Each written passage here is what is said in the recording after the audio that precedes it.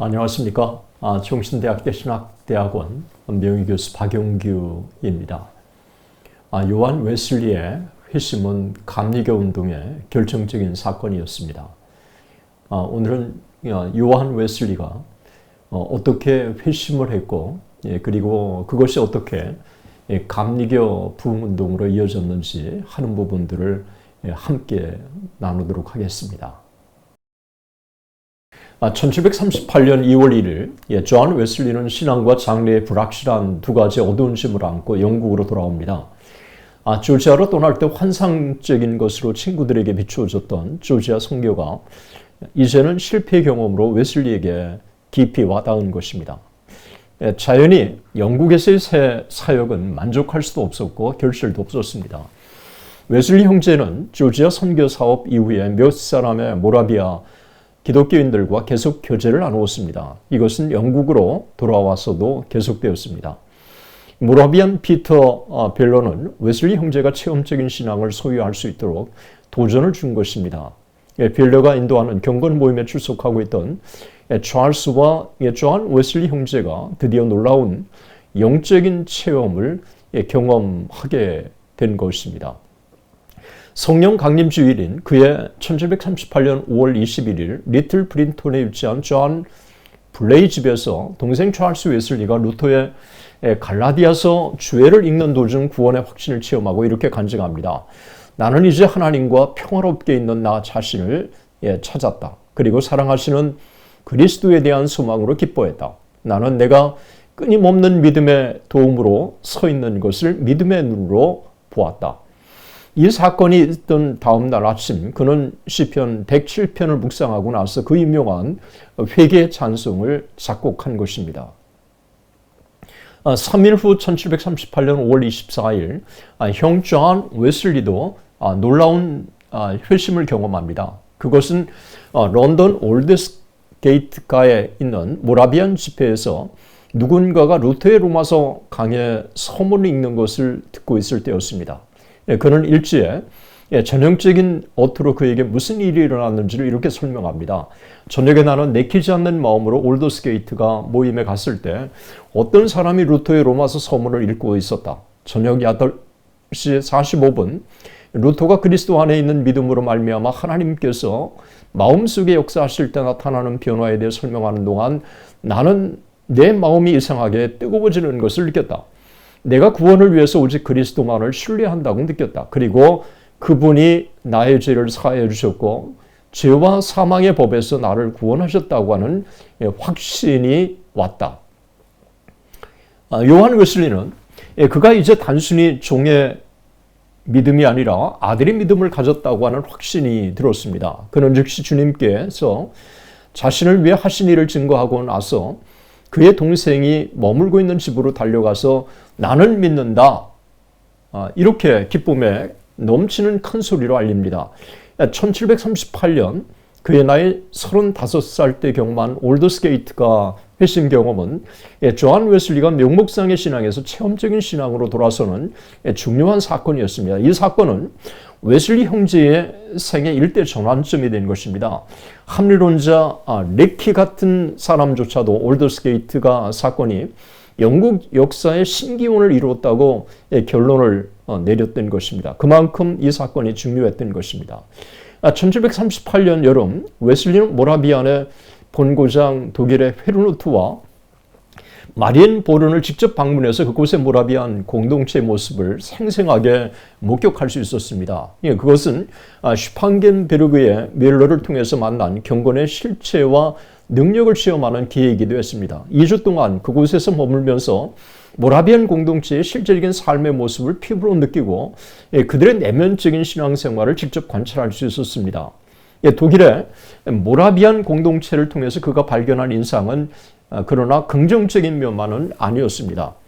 한편으로는 타고난 많은 기독교 지도자들, 예를 들면 기독교 신앙의 확신을 해설하고 정의한 아르비드 그라빈 같은 사람을 만날 수 있었고, 또한 모라비안들이 자신의 공동체 안에서 실천하고 있는 따뜻한 사랑과 형제의 체험적인 구원의 확신, 불신자들을 향한 선교열에 상당한 자극을 받은 것도 사실입니다. 그러나 다른 한편으로는 그들 안에 내재된 자의의 표징들과 그들의 지도자 진젠돌프 백작이 개인적인 숭상 대상이 되고 있는 것을 발견하고는 존 웨슬리는 실망을 금치 못했습니다.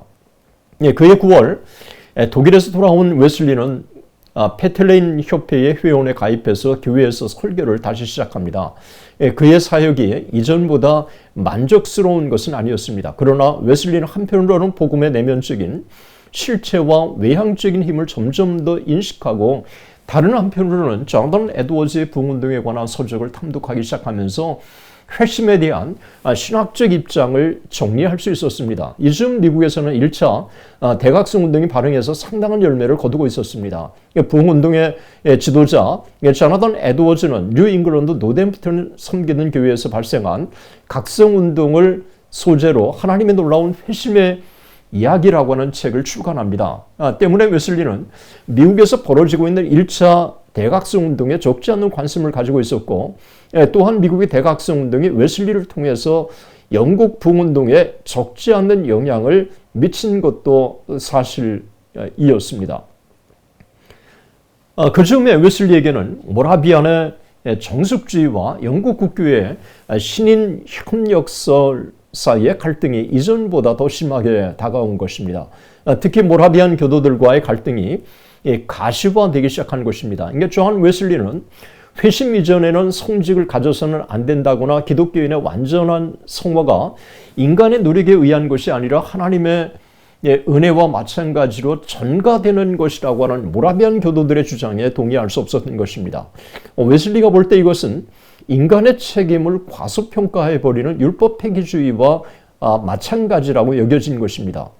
페터레인 협회 회원 중 많은 사람들이 웨슬리가 율법 폐기주의라고 비판했던 모라비안의 입장에 동의하고 있었기 때문에 모라비안들과 웨슬리의 관계는 급격하게 냉각되기 시작한 것입니다. 존 웨슬리의 감리교 부흥운동은 그의 회심과 깊이 관계에 있습니다. 1738년 5월 24일 존 웨슬리가 회심한 후 그에게는 많은 변화가 찾아옵니다.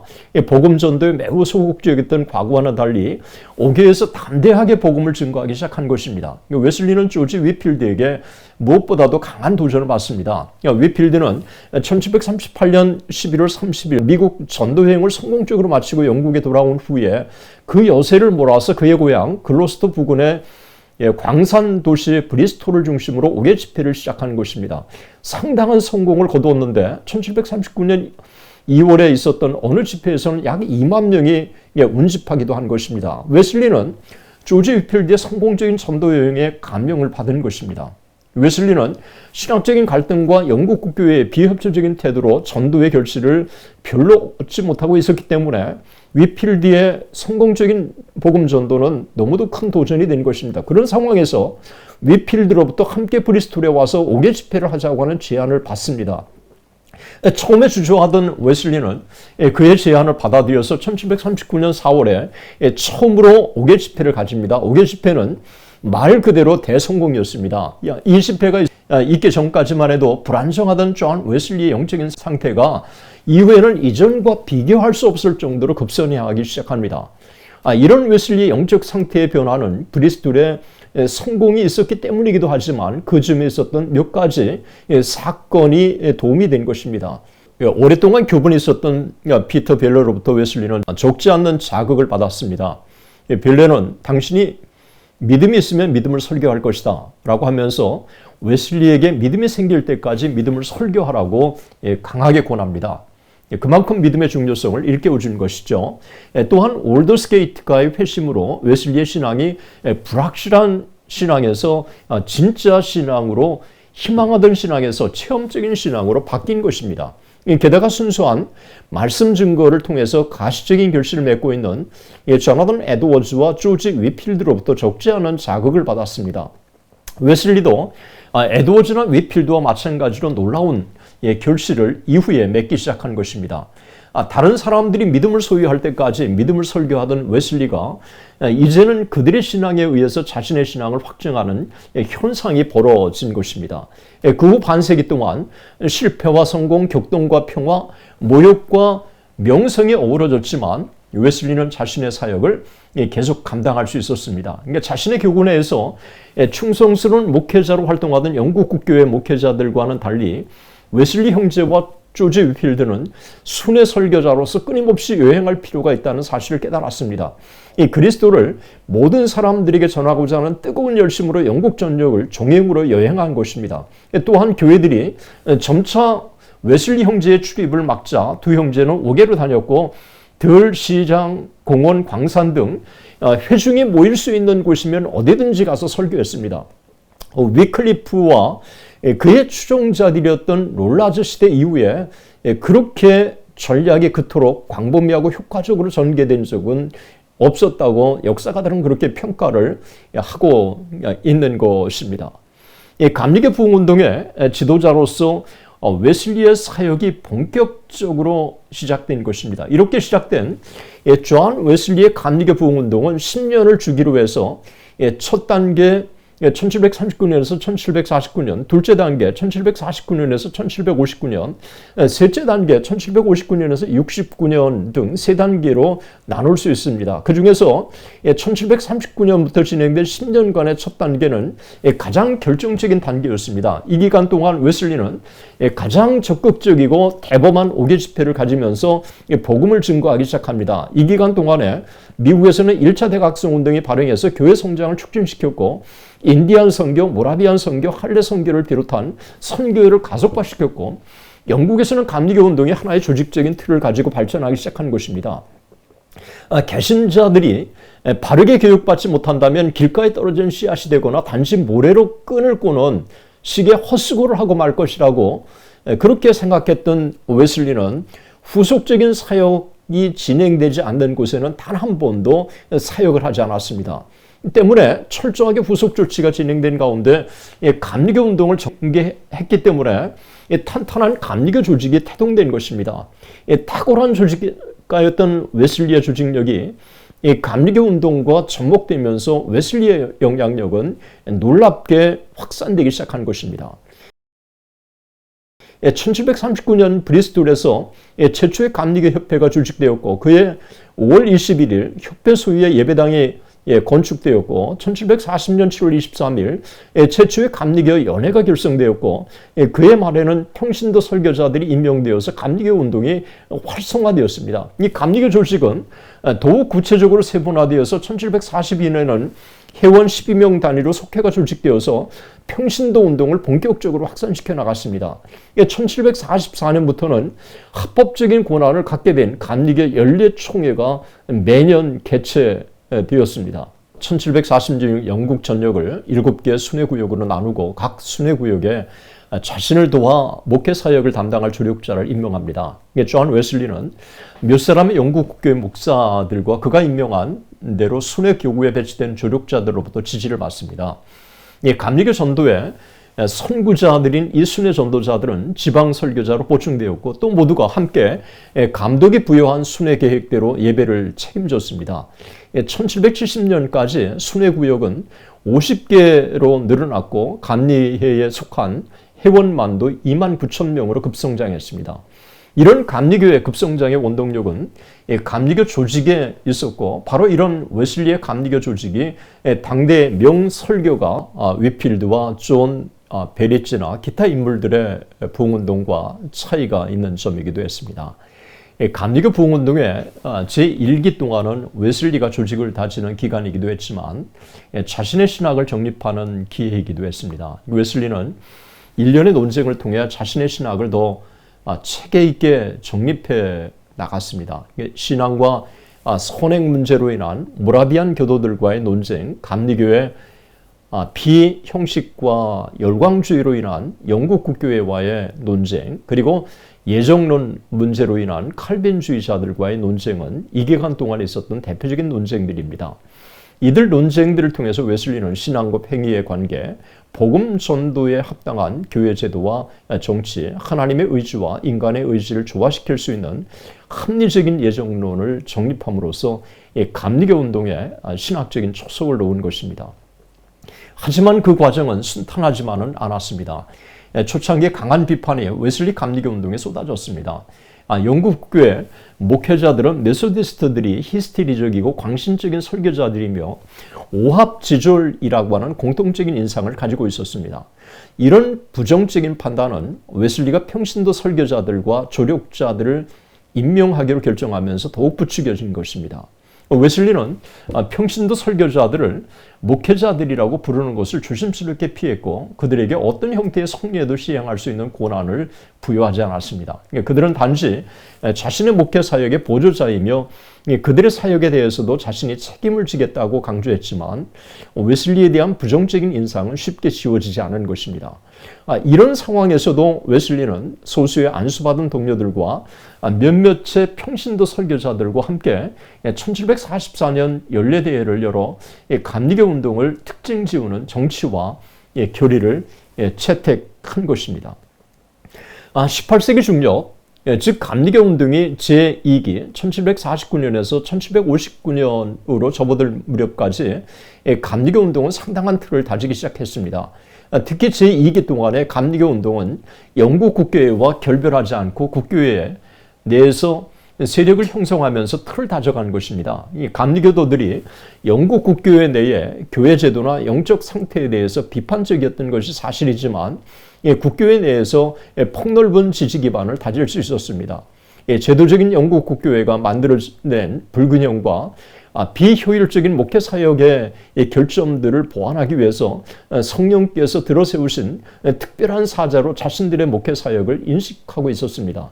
또한 영국 국교회 내에서 자신의 선교 사역을 수행해야 한다고 하는 분명한 인식 때문에 웨슬리는 국교회와의 단절을 결코 고려하지 않은 것입니다. 감리교 부흥운동이 제3기 1759년에서 69년으로 접어들 무렵 감리교 운동은 조직과 체계 속에서 더욱 발전할 수 있었습니다. 이 기간에 두드러진 사실은 웨슬리의 완전 성화 교리가 정립되기 시작한 것입니다. 마음과 삶의 성결은 웨슬리가 처음부터 가지고 있었던 중심 모토 가운데 하나였습니다. 웨슬리가 주창하고 가르치던 완전주의를 감리교도들도 인정하고 고백하는 경향이 눈에 띄기 시작했고 웨슬리는 확신 속에서 그 교리를 설파하기 시작했습니다. 웨슬리는 완전한 믿음을 하나님의 믿음의 선물 자체 안에 함의된 약속으로 따라서 그리스도인들이 갖추어야 할 요구사항으로 이전보다 더 강하게 설파하기 시작한 것입니다. 열광주의에 대한 오해를 사전에 막기 위해 웨슬리는 영적 자부심과 자의에 반대하는 글 감리회의 훌륭한 스승들에게 드리는 조언과 지침이라고 하는 책을 출판합니다. 또한 완전주의를 고정된 상태나 무죄 개념으로 이해하는 잘못된 견해를 반박하는 3편의 설교, 즉 방황하는 사상가들 1760년, 신자 안에 있는 죄에 대해서 1763년, 그리고 신자의 회개 1768년을 작성합니다. 1766년에는 기독교 완전주의 평해를 출간해서 자신의 완전주의 개념과 성화 개념을 피력해 나갑니다. 이제 종합적으로 정리해 보겠습니다. 존 웨슬리는 1738년 5월 24일 올더스게이트가에서 회심한 이후에 이전과 완전히 달라진 것입니다. 그 달라진 것은 첫 번째가 그 이전에는 복음 전도에 대한 열정이 없었고 또 그것을 실천할 수 있는 용기도 없었는데 그 이후에 담대하게 복음 전도를 시작한 것입니다. 둘째는 존 웨슬리에게 조지 위필드는 지대한 영향을 미친 것입니다. 미국의 순회 전도를 성공적으로 하고 돌아온 조지 위필드가 자기의 고향에서 능력 있게 복음을 증거하는 것에 굉장한 도전을 받았고 그리고 조지 위필드가 존 웨슬리를 초청해서 함께 5개 집회를 열면서 이 존 웨슬리는 굉장한 격려와 용기를 얻게 된 것입니다. 어쩌면 조지 위필드가 존 웨슬리에게 있어서 복음 전도와 그리고 부흥운동에 있어서는 선배요 선구자라고 그렇게 할 수 있는 것입니다. 이렇게 시작된 세 번째 이 존 웨슬리에 의한 이 감리교 부흥운동은 10년을 단위로 세 단계로 나누어질 수 있다고 하는 사실입니다. 그리고 첫 두 단계 20년 동안은 성공회 영국 국교 안에 잔존하면서 감리교 부흥운동을 전개했기 때문에 많은 사람들에게 참 의심을 피할 수 있었고, 그리고 영국 국교 안에 상당히 많은 지지자들을 확보할 수 있었고, 그러면서도 감리교 운동을 체계적으로 진행하면서 상당한 조직력을 가지고 영향력을 확장할 수 있었다고 하는 것입니다. 이런 가운데 감리교가 독립함으로 말미암아 감리교 운동은 영국을 배경으로 그리고 미국으로 이어지면서 전 세계에 감리교 운동을 확장할 수 있었다고 하는 것입니다. 돌이켜보면 1738년 5월 24일 올더스게이트가 모라비안 집회에서 있었던 존 웨슬리의 회심은 감리교 운동의 너무도 중요한 하나의 전환점이 되었다고 할 수 있습니다. 끝까지 시청해 주신 여러분들께 진심으로 감사드립니다. 하나님의 은혜가 여러분 모두와 함께 하시기를 진심으로 축원합니다. 대단히 감사합니다.